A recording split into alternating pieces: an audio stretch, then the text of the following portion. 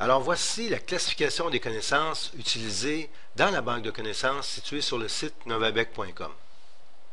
Alors le point de départ de la banque de connaissances, c'est toujours un document. Le document peut être de n'importe quel type, ça peut être un livre, un manuel, un texte numérisé ou pas, un document audiovisuel, un document sonore, un journal, un formulaire.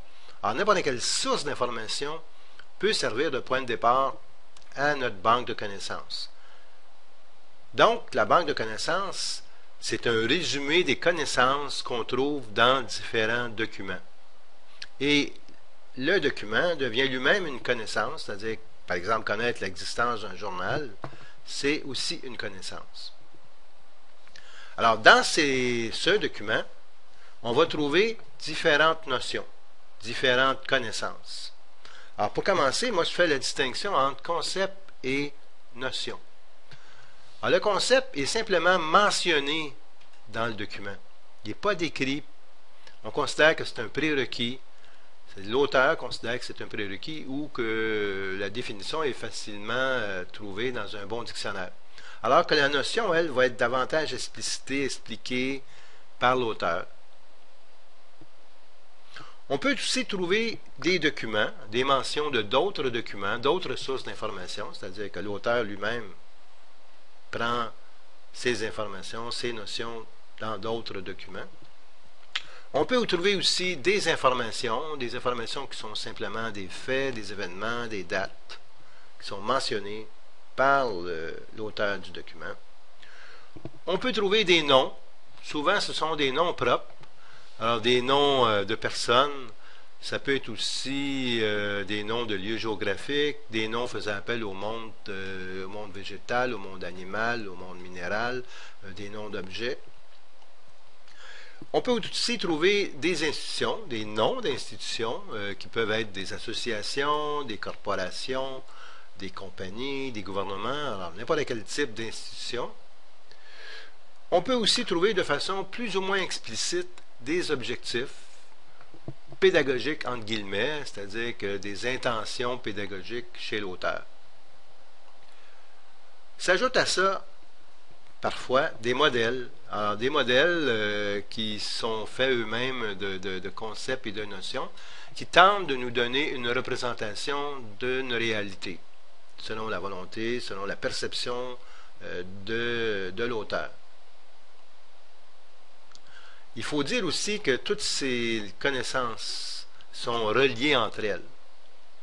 Par exemple, si on pense au psychologue Maslow, ben Maslow nous a donné une échelle des besoins, qui est un modèle.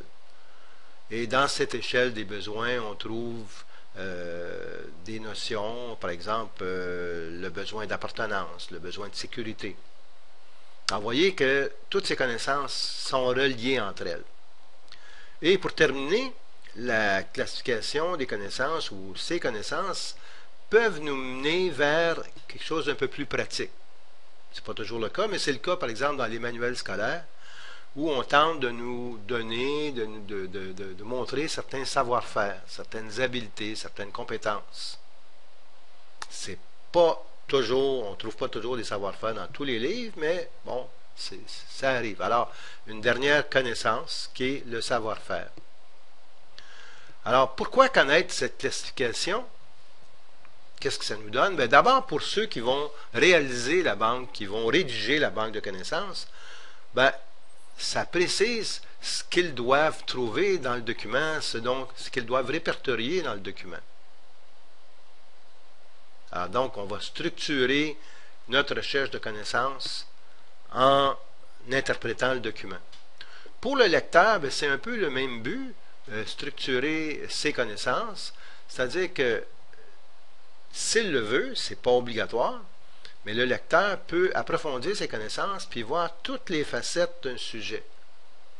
C'est pas toujours, c'est vraiment pas obligatoire. On peut se contenter de quelques notions, quelques concepts, quelques informations, c'est tout. Mais on peut aller beaucoup plus loin puis avoir un inventaire plus complet de ce qu'on peut trouver dans le document en question. Alors, ça fait en sorte que le lecteur sait un peu plus ce qu'il doit savoir, ce qu'il doit comprendre.